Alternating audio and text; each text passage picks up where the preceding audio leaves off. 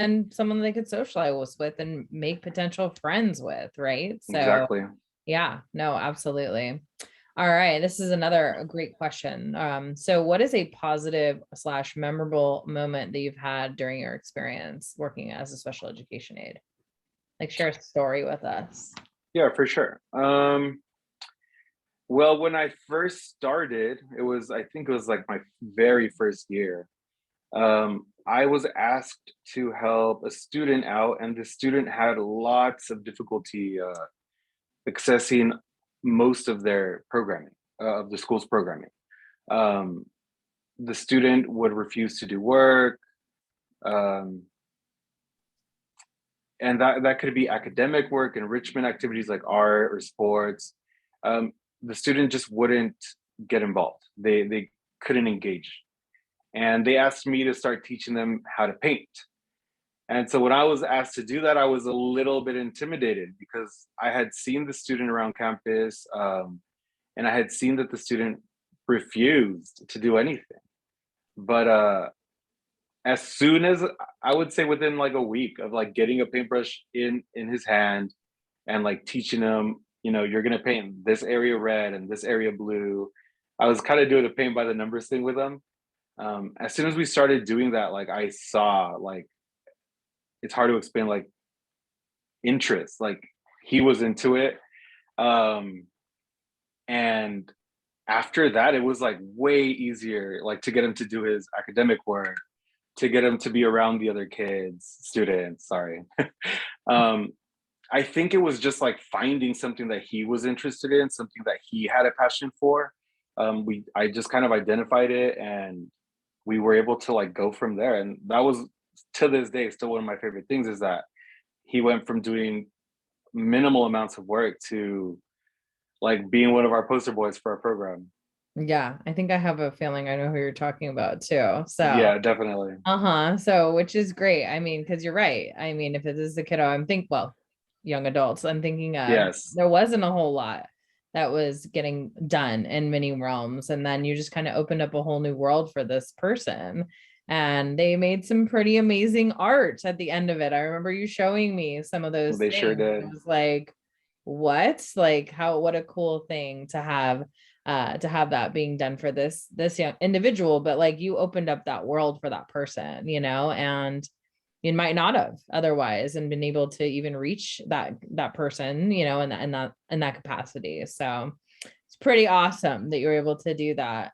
So let's Thank you. talk about the art stuff, because I know some Hmm. of my students, I did tell them ahead of time that you weave art into your programming. So one of the questions is, before you integrated art, did you try integrating any other coping mechanisms to help your students? Um, hmm. I think that there's a lot of coping mechanisms, excuse me, that I'm just naturally drawn to. Like, okay, like let's go for a walk. Let's take a 5-minute break. Let's talk about it.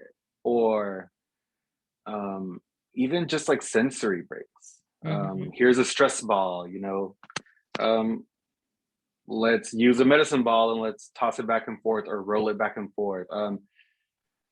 But art was for me a really natural kind of like coping mechanism to use, because it's something that I used as a young person to kind of cope with school and like my stressors.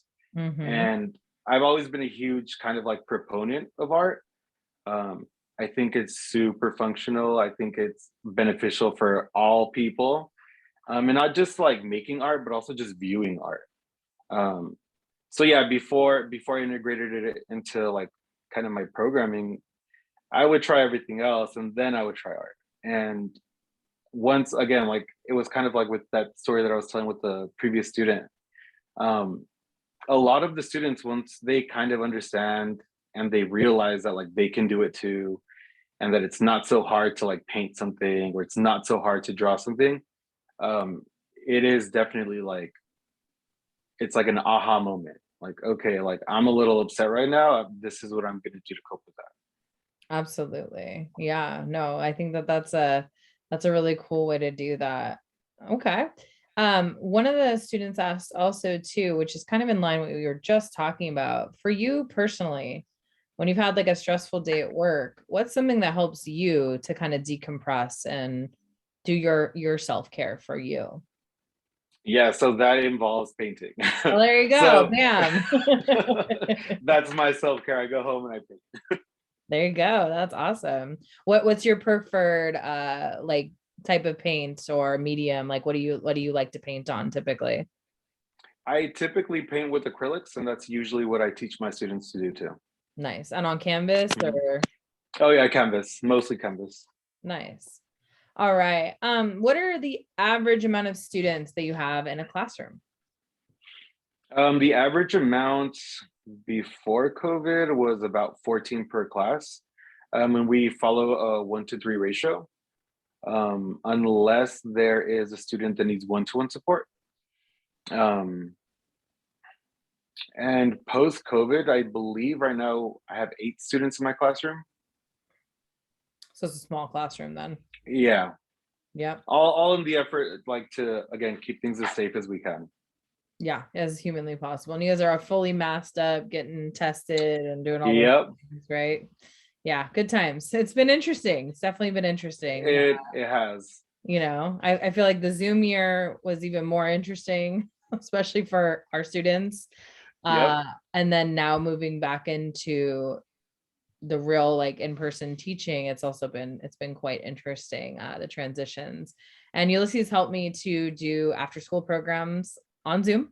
And he also helped me to do like camp programs on Zoom because we yep, still had to do life and we still had to continue to do that. So we had to dig deep and get pretty creative, but he got super creative. He did like a whole cartooning program with these kids step by step, and it was pretty amazing. Every week the kids would like show us their drawings, and like every week they got better, and yeah. they, It was they cool to were see. drawing some really amazing stuff by the end of that program. So like I said, it was not the best model for like how we want to do things, but I think we did the best we could with what we We made had it at work. that point. We Yeah, did. We sure did. So it was an interesting time for sure. It's still an interesting time to be alive, right?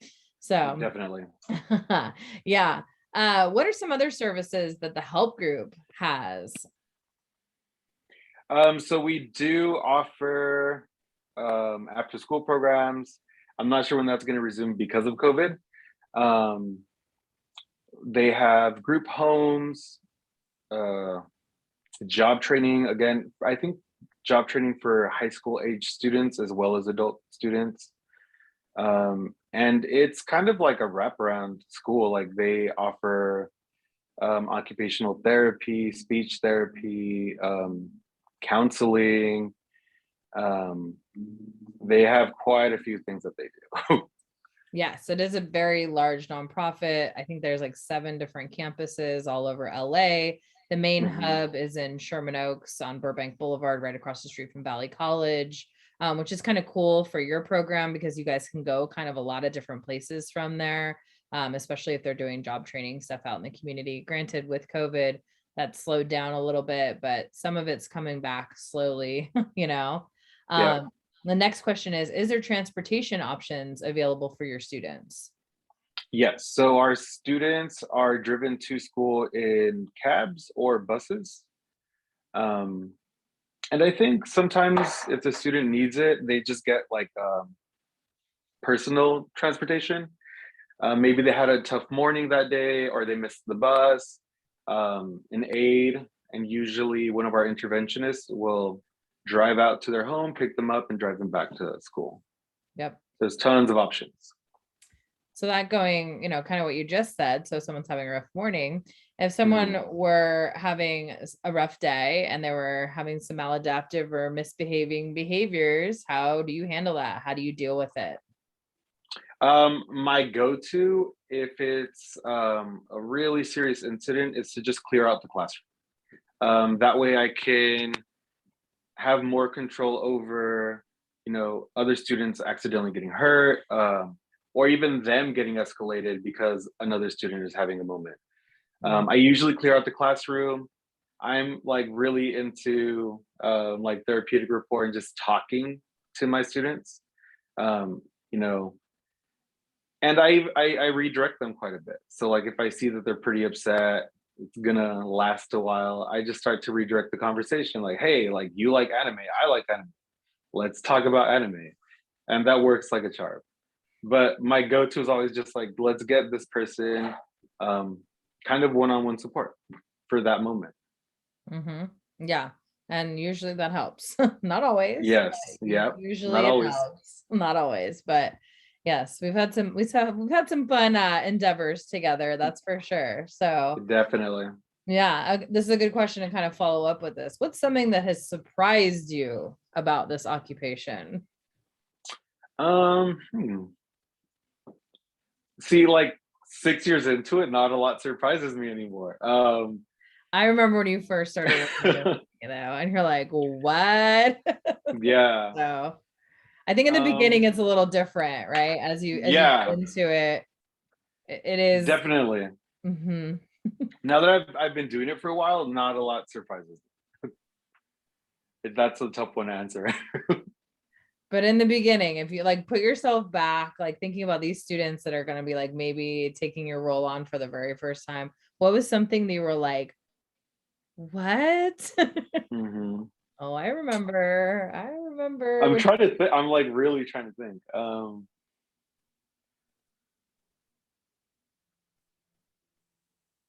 I would say maybe kind of behaviors surprised me in the beginning. That's what Again, I I was. used to, That's what I was getting at. Is that you yeah, definitely were like, why is he doing that? I was like, yeah, oh. okay. Yeah, so I was working with neurotypical kids again from elementary age to middle school. Um, and definitely like I would say like the first one of the first times that I was working in a special needs classroom, I encountered stimming for the first time and I didn't know what it was. I didn't know what was happening. And it was definitely a shock. Not a shock, I was just surprised like, and I didn't know what to do.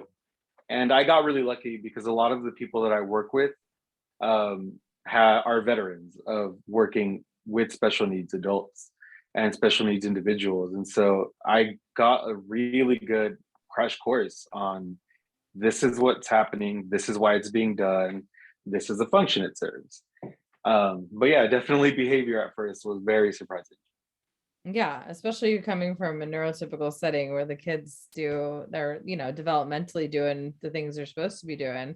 Hmm. But yes, after several years of being in this field, nothing really does surprise you. And, Yeah. you know, you've seen a lot of things, at Yep. times.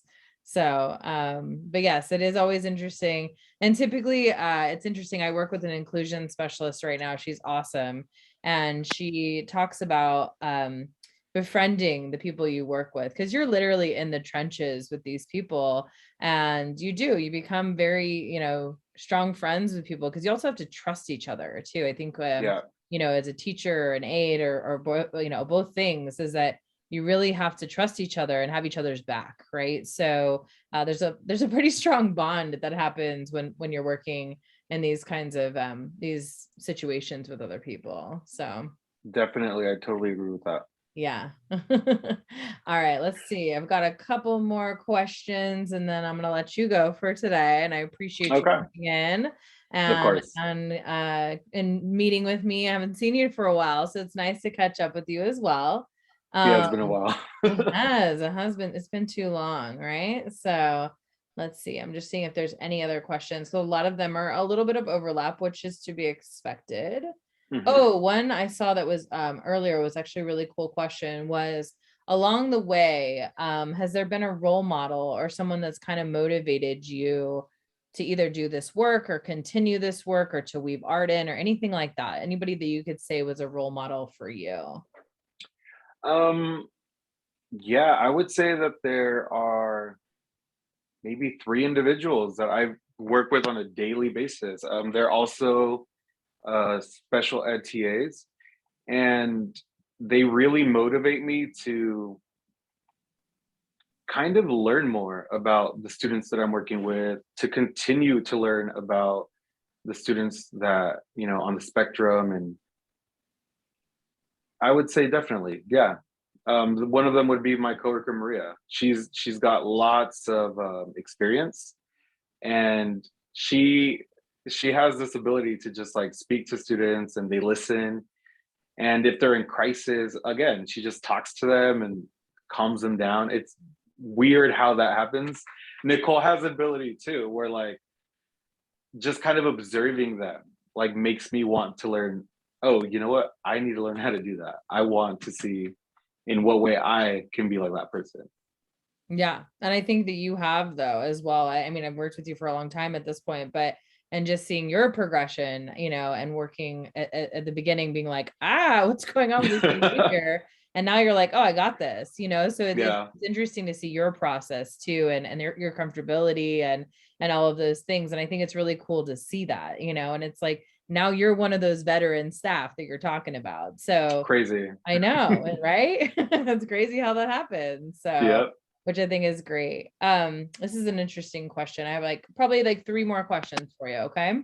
for I sure. like to I like to do some priming, right? So we do that with our Yep, students. So only three more, Ulysses, okay? Right. nice.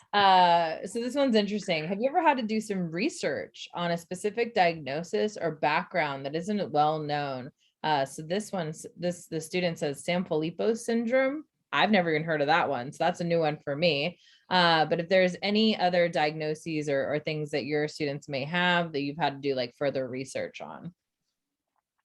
Um, I don't think I have done research on any conditions per se.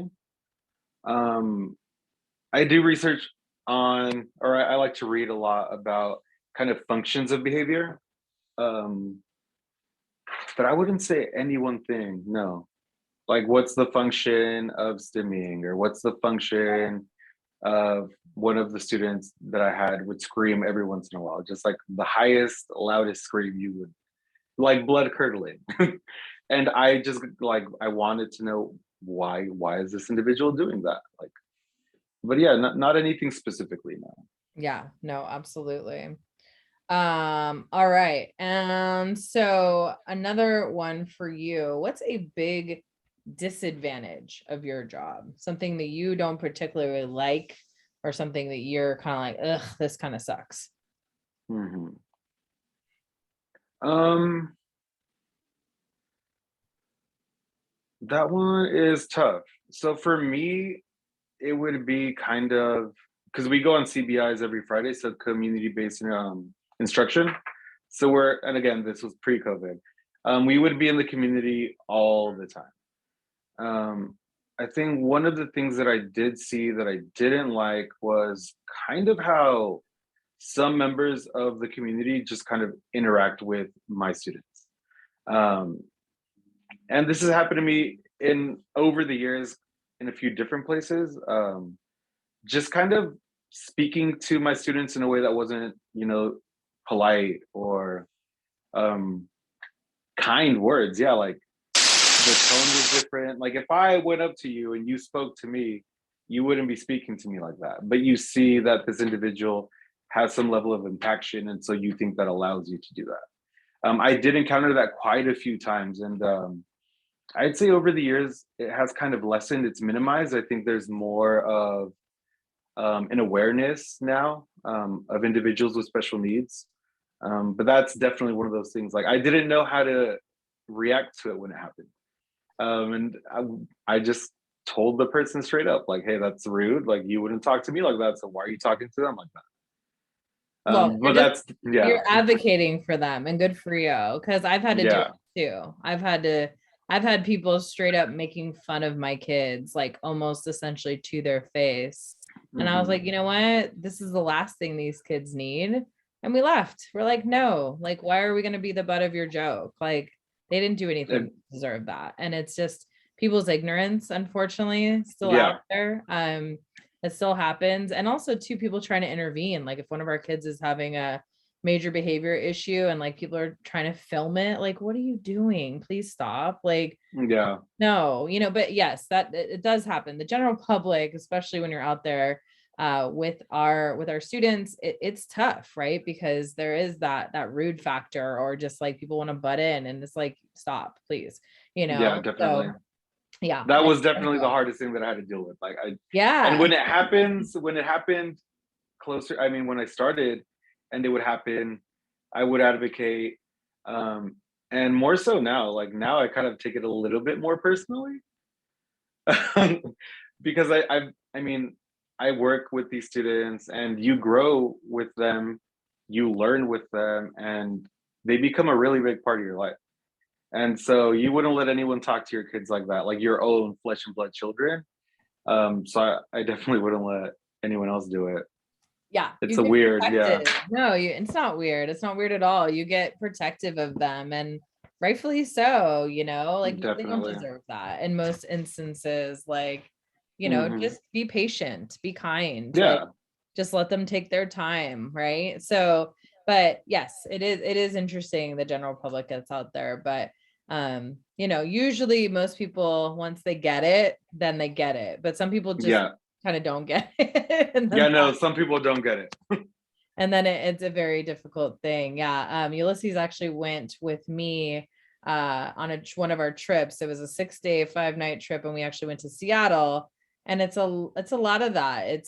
We wanted our kids to order their own food and to do their own change. And some people just get very impatient with that, like either servers or people behind you in line or whatever. And it's just like, chill. We're gonna Yeah, wait, and you're gonna just have to wait another like 2 more minutes for your Starbucks, and it's gonna be okay. you know yeah, exactly. so it is interesting, but I think that that's a big thing. So my big question for you, because I want to know this, so this is my question to you, and this will be my last question to you. Hmm. What's next for you? What's your next move? What do you see yourself doing? What's your like 5-year plan, Ulysses? So my 5-year plan is I want to kind of get into the BCBA field. I've been kind of like toying with that for a while. Sorry, I'm really stoked right now. Yes. Yeah, I've been kind of like playing with that in my head for a while. And I definitely am going to continue. I'm going to go back to school for graphic design, but I want to incorporate like the education component. I want to kind of teach art as well. So that's my 5-year is BCBA stuff and teaching stuff, hopefully art. And that's a lot of things, which all sound amazing. Yeah. So, all right. Well, thank you so much for taking the time today. Awesome to see you. Good to see you And too. thank you.